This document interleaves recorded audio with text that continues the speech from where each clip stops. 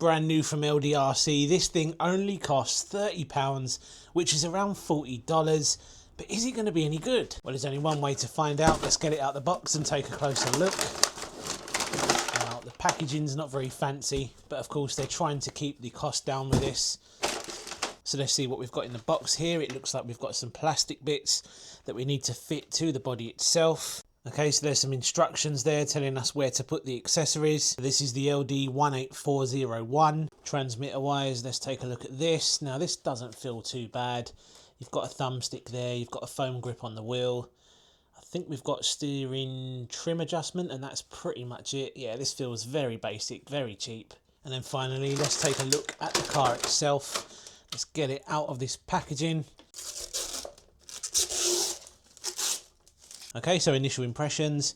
I think it looks pretty cool actually, and considering the price, yes, it's probably not going to be, you know, the next best RC car, but for something that you can just have a little play with in the garden or give to a kid, potentially it may be a really cool option. The body on this almost looks like it's metal, but it's not. It is plastic. I'm going to fit all of the accessories before we give this thing a little test run, but I did notice there that this does have friction shocks, and again, something you would expect on something that costs this much. You know, you're not going to be getting oil-filled shocks on an RC car that costs £30, $40. So of course it does have friction shocks, but what I've noticed over the years is on a lot of these sort of scale models, a lot of these sort of cheap trail trucks, they do come with, a lot of the smaller ones I should say, they do come with friction shocks, and sometimes, you know, having the friction shocks does make them a little bit bouncy, but it kind of makes them look a little bit more realistic when they're running around. When you're driving these things, it makes them look a little bit more realistic.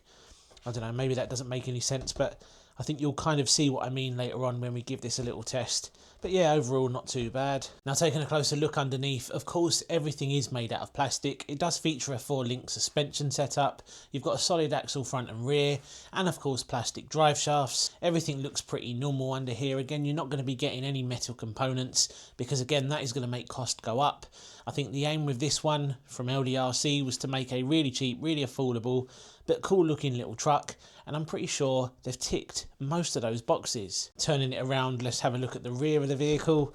Again, does look pretty cool, very basic, but I do like this. I think it's quite cool. Now clearly I didn't do my research for this, so I'm just having a look on Banggood to see what electronics this has. Now it says it has a 10 amp ESC, a 280 sized brushed motor, and a little 9-gram steering servo. Now all of that again sounds normal, and that's pretty much what you would expect on something like this, something this cheap. You're not going to be getting brushless systems, nothing like that. It's very cheap, very basic, and that's totally what I would expect on something like this. So even though this thing is incredibly cheap, you still get some headlights on the front, which is always a nice little addition on scale trucks.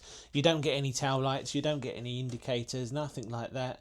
But you do get the white LEDs at the front for the headlights. I'll turn the lights off and I'll show you those now.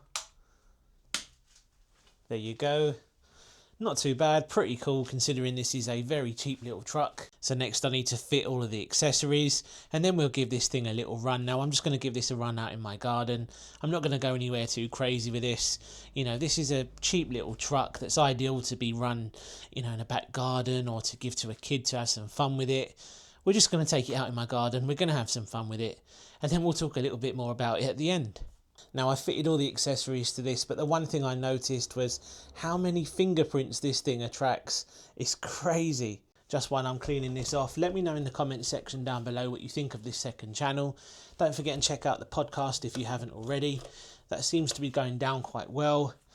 Most comments have been pretty good on that, and it's just something new to experiment with and to try here on the second channel. Also, if you like seeing stuff like this isn't something I would have put on the main channel, which again, this having the second channel is the perfect place to do something like this, because I do like doing these really cheap little cars, because some of them actually turn out to be really good, even though they're quite cheap.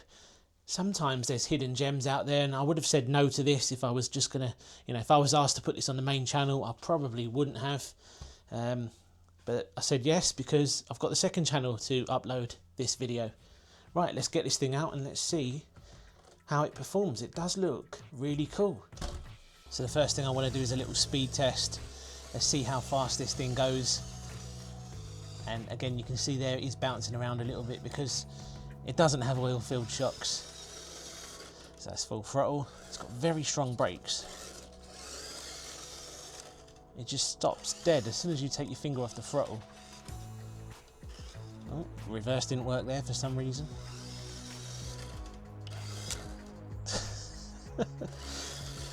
Whoa, that's crazy when you hit reverse. Look, watch.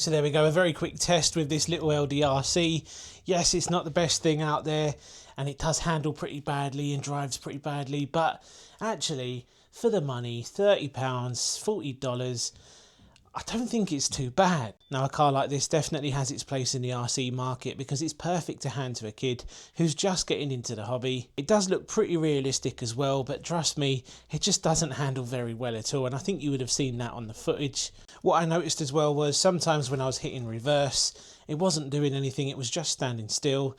So maybe there's an issue with the transmitter or the electronics, but that was a little bit annoying as well, having to keep hitting the reverse to try and get it to work. But look, if you're after some cheap fun, this may be it. And if not, well, maybe you could put this body on something else. Let me know in the comments section what you make of this little truck. If you want one, I will leave a link down below.